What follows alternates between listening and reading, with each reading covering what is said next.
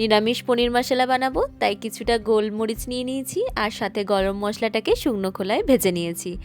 এরপর কাজু বাদামটা একটু তেলে ভেজে নেওয়ার পর ওই তেলেই অল্প একটু ক্যাপসিকাম আর পনিরগুলো ভেজে নিয়েছি। তারপর সামান্য তেল দিয়ে ওপর থেকে একটু মৌরি আর কাঁচা লঙ্কাকে হালকা ভেজে বেটে রাখা মশলাটা দিয়ে, মানে গরম মশলার কাজু বাদামটাকে বেটে রেখেছিলাম সঙ্গে গোলমরিচও, সেটাকে দিয়ে ওপর থেকে আদা বাটা, একটু জিরে বাটা আর টমেটো বাটা দিয়ে ভালো করে কষিয়ে থেকে একটু লাল লঙ্কা গুঁড়ো, স্বাদ মতো নুন, চিনি দিয়ে ভালো করে কষিয়ে নিয়েছি। তেল ছেড়ে এলে পরিমাণ মতো জল দিয়ে একটু ফুটে এলে ওপর থেকে পনির আর ক্যাপসিকামটা দিয়ে শেষে নামাবার আগে কাসুরি মেথি দিয়ে নামিয়ে দিলেই আমাদের নিরামিষ পনির মশলা রেডি। এদিকে অল্প একটু পোলাও বানিয়ে নিয়েছিলাম। তাহলে চলো আজকে ব্লগটা এই অবধি। আমাদের পোলাও আর নিরামিষ পনির মশলা একদম রেডি।